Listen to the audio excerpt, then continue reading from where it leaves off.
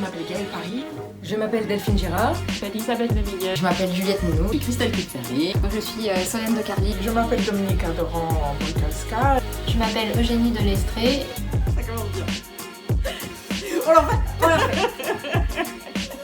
Réfection des trottoirs, éclairage public, marquage au sol, reprise des passages piétons, la gestion de ce qui se passe entre la sortie de votre maison et l'entrée vers le commerce le plus proche. Contribuer au plan climat de l'agglo, de limiter notre pollution, de limiter notre consommation énergétique et donc mettre en place des actions qui allient tous les acteurs du territoire, associatifs, entreprises, citoyens. Assembler les compétences, les structures pour pouvoir tous ensemble être au service des habitants, des quartiers qui sont fragilisés. Organiser l'entretien sur l'espace public, venir réparer par exemple les nids de poules, entretenir tout ce qui est signalisation, donc le marquage au sol ou les panneaux, et gérer également tout ce qui est espace vert et l'éclairage public et les feux tricolores. Le rôle de coordination autour de la question du logement est très important pour tendre vers un rééquilibrage du territoire à une bonne échelle. Les ressources humaines, les finances, la commande publique, les systèmes d'information et les moyens généraux. C'est mutualiser, donc en termes d'économie, c'est de mutualiser les moyens et donc de gagner en économie. Et les économies dégagées permettent de mettre des moyens plus importants sur certains services. L'assainissement a été repris par la communauté Paris-Saclay au 1er janvier 2020. Donc on exerce cette nouvelle compétence sur les 27 communes du territoire, ce qui représente à peu près 1800 km de réseau à gérer et à entretenir.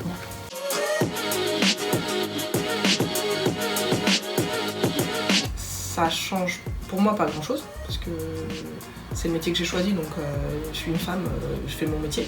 Par contre, face à l'homme, ça change pas mal de choses, ça nous ouvre des fois des portes comme ça peut nous enfermer. De constamment mettre en avant ses compétences, où c'est des métiers où on pourrait penser que c'est un petit peu plus masculin au départ, et il faut toujours apporter la preuve qu'on est capable de faire ce genre de métier. Ce qui joue, c'est la personnalité sur avant le genre ou le sexe.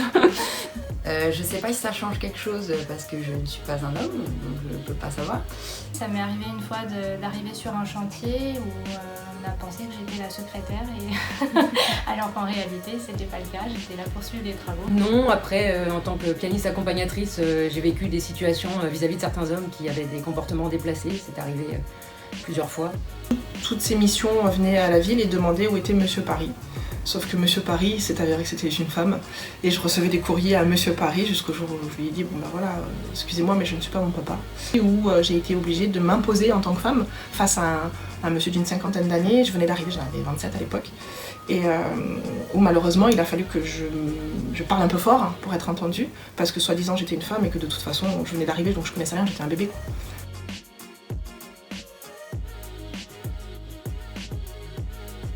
C'est quelque chose que je ressens complètement, notamment via ma mère, où je vois comment elle aborde des situations complètement différemment de moi, où elle va se poser des questions que moi je me pose pas du tout aujourd'hui, et c'est parce que j'ai grandi justement dans une période où on était beaucoup plus libérés.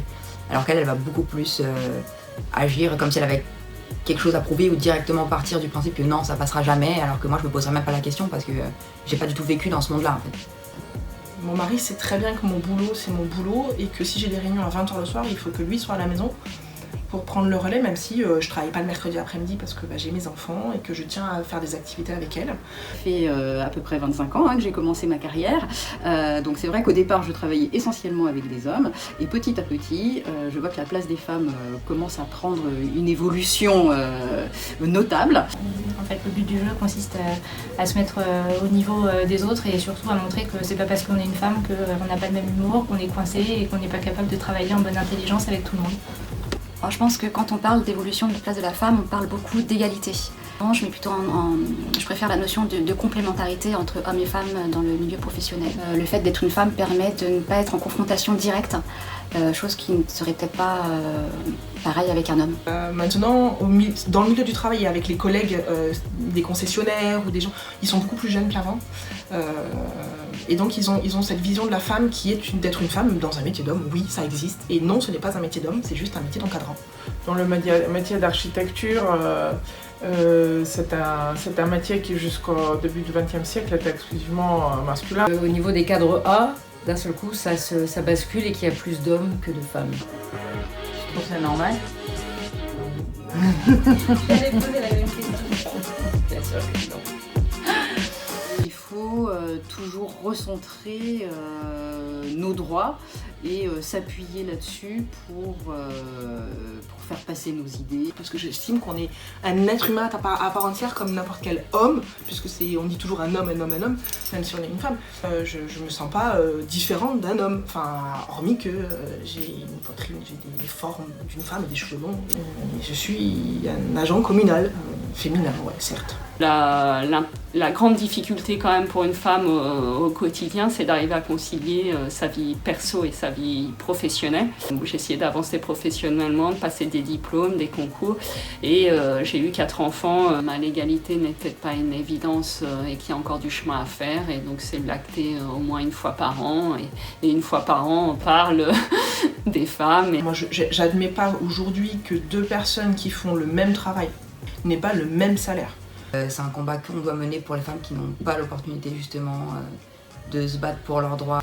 Et nous par contre on a cette chance de pouvoir être entendus et de pouvoir s'exprimer librement. Je trouve que dans une équipe il faut absolument avoir toutes les sensibilités. On est censé être égalitaire. On est tous nés avec une bouche, un œil, 2 yeux, un nez, des oreilles et des mains et des bras. Il y a un moment donné où cet homme, l'humain, c'est le même.